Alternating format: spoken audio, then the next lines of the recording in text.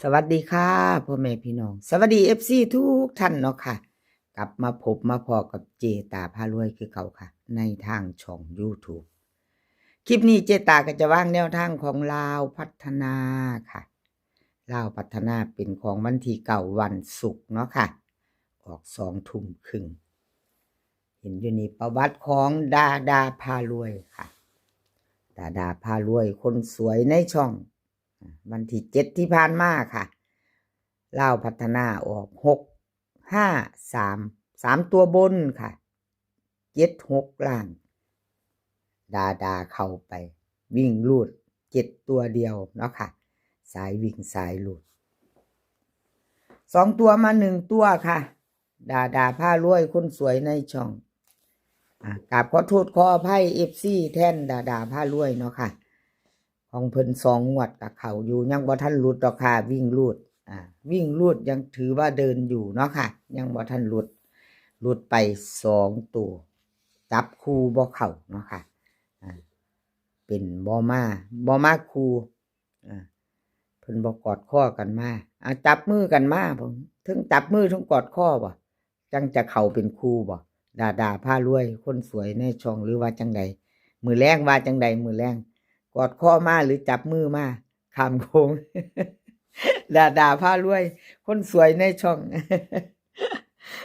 เพิ่นฝากมาบอกอยู่เด้อค่ะเจตาฝากบอก FC ในเด้อค่ะว่าซั่นแนวทางหลุดไปจ้าบอก FC เพิ่นก็เข้าใจอยู่ดอกเป็นเพียงแนวทางเนาะค่ะก็ขอโทษขออภัยแทนเพิ่นก็ฝากบอกมาอยู่ค่ะแนวทางเพิ่นหลุดงวดใดเพิ่นก็บอกมาดาพารวยคนสวยในช่องขอโทษขออภัยแทนเพิ่นเนาะค่ะมาตามไม่ไปต่อมื้อนี้ค่ะพี่น้องเป็นวันใหม่แล้ววันที่เก่าเฮาก็มาลุ้นกันใหม่ตัวเนาะไปใหม่เนาะค่ะFC ดาพารวยเตรียมแคปหน้าจอไว้เนาะค่ะน้อยๆแข็งๆนิ่นๆเจาะๆของดาพารวยค่ะมาเบิ่งไปน้ำกันค่ะลุ้นไปด้วยกันดูไปด้วยกันเนาะวิ่งลูดค่ะเพิ่นให้มา1กับ2ตัวค่ะเหมือนเดิม1221 0110 3ตัว1หาง012 1012ค่ะ4ตัว1หางวิ่งลูดเด่นทั้ง2ทั้ง1เนาะค่ะ1กับ2เด่นเท่ากันค่ะ1201เน้น2หางตัวกลับ0110 1221 3ตัวค่ะ012หางเดียวดาพารวยคนสวยในช่อง4ตัวค่ะหางเดียว1012เอาแคปหน้าจอค่ะใครจะไปกับดาพารวยข้ามโค้งไปมื้อแลงดาก็จับคู่กันจับคู่มากกอดข้อมาเด้อดาคนสวยในช่องเอ้ยมื้อแลงพา FC ไปเที่ยวลาวพัฒนาเนาะค่ะ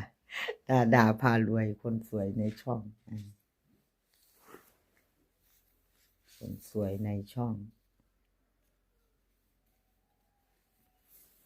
แคปหน้าจอค่ะแคปหน้าจอแล้วเฮาก็ไปต่อ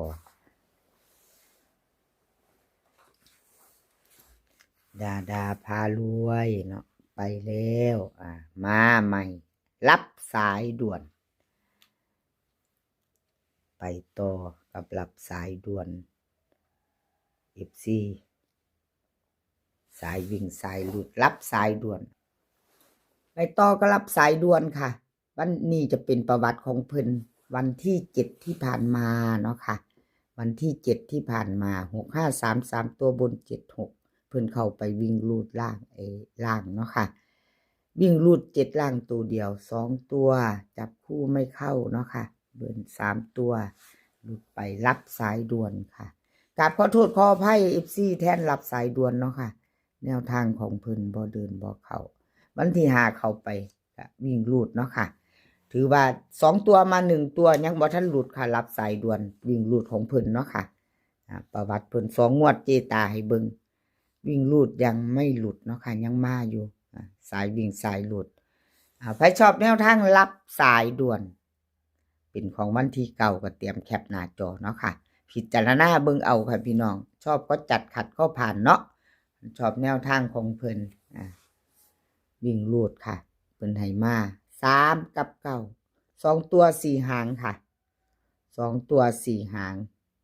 38 39 94 95เบิ้ลค่ะ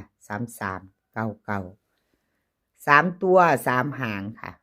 3ตัว3หาง939 938 394วิ่งรูด3กับ9เพิ่นเด่นทอกันเด้อค่ะเด่นเท่ากัน2ตัวนี้เด่น39กับ94ค่ะเด่น2หาง3ตัวเน้นหางเดียวค่ะ939เอารับสายด่วนกราบขอบคุณรับสายด่วนหลายๆเด้อค่ะที่ให้แนวทางมาว่างทางช่องของเจตาเนาะค่ะกราบขอบพระคุณเป็นอย่างสูงแม่นเลขจะเข้าจะรุดก็เป็นกำลังใจให้กันและกันคือเก่าค่ะชอบทางเดียวกันให้กำลังใจกันและกันเหมือนเดิมเนาะค่ะรับสายด่วนแคปหน้าจอค่ะพี่น้องแคปหน้าจอไว้ไปพิจารณาไปรุ่นรับสายด่วนแคปหน้าจอแล้วจะได้ไปต่อเป็นของใครเนาะค่ะ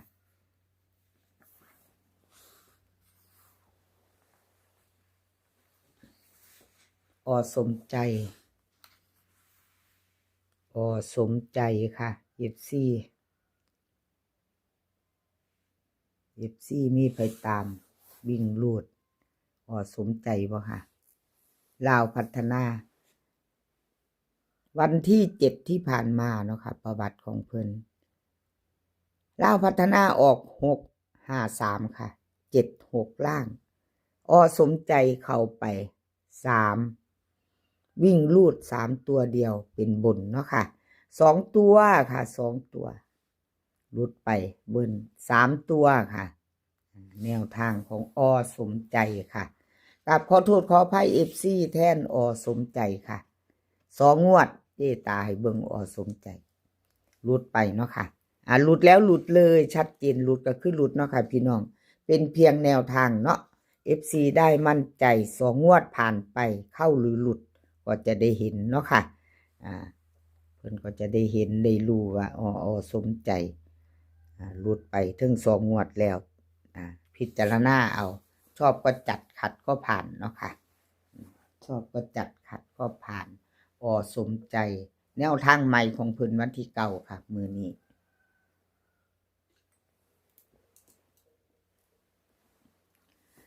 ้เฮามาลุ้นกันต่อค่ะสมใจ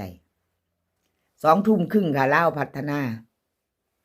เป็นวันศุกร์เนาะค่ะเป็นวันศุกร์สุดท้ายของสัปดาห์เนาะค่ะศุกร์สัปดาห์วิ่งรูดค่ะสมใจเพิ่นให้มา8กับ1ค่ะ2ตัว4หาง82 81 12 13เบิ้ลค่ะ9911 3ตัว3หางค่ะ182 813 812วิ่งรูดเด่น8ตัวเดียวค่ะเด่น8ตัวเดียวรอง1 2ตัวค่ะเน้น81กับ13 3ตัวค่ะเน้น1หาง813แคปหน้าจอค่ะใครจะไปต่อกับสมใจลาวพัฒนามือแรงแคปหน้าจอเนาะค่ะสมใจกับขอบคุณสมใจหลายๆค่ะที่ให้แนวทางมาว่างทางช่องด้วยดีเสมอมาเนาะค่ะเพิ่นให้มาเจตามาว่างโดยตลอดมาเนาะค่ะแล้วก็ขาดบ่ได้คือ FC ค่ะ FC ผู้มีน้ำใจผู้ใจดีเนาะค่ะเข้ามารับชมรับฟังบ่ว่าจะเข้าจะรุดก็ตามคือเก่าละเจตาเข้ามาฟังว่าซั่น เข้ามาเป็นกำลังใจให้เจตาว่าซั่นว่าโอ้ยกราบงามๆขอบคุณหลายๆเด้อค่ะที่เข้ามาเป็นกำลังใจช่องน้อยๆของเจตาเนาะผู้ติดตามก็ยังบ่ทันหลายดอกค่ะ กราบขอบบุญขอบคุณเนาะชอบในทางเดียวกันเนาะค่ะให้กำลังใจกันไปคือเก่ากราบขอบบุญขอบคุณเป็นอย่างสูงทุกคอมเมนต์ทุกกดไลค์ทุกกำลังใจทุกแชร์เนาะค่ะที่เข้ามาในช่องของเจตาให้กำลังใจมาตลอดกราบขอบพระคุณเป็นอย่างสูงค่ะคลิปนี้ขอให้โชคดีกับเล่าพัฒนามือแรง2 ทุ่มครึ่งให้โชคดีกันทุกคนมื้อนี้ก็ขอให้มีความสุขค่ะขอให้สุขภาพร่างกายแข็งแรงสุขภาพมากก่อนเด้อค่ะพี่น้องสุขภาพขอให้แข็งแรงกันทุกคนเดินทางไปไสก็ขอให้ปลอดภัยค่ะเดินทางไปก็ขอให้มีโชคกลับมาก็ขอให้มีชัยคลิปหน้าพอกันใหม่คลิปนี้ก็สวัสดีค่ะ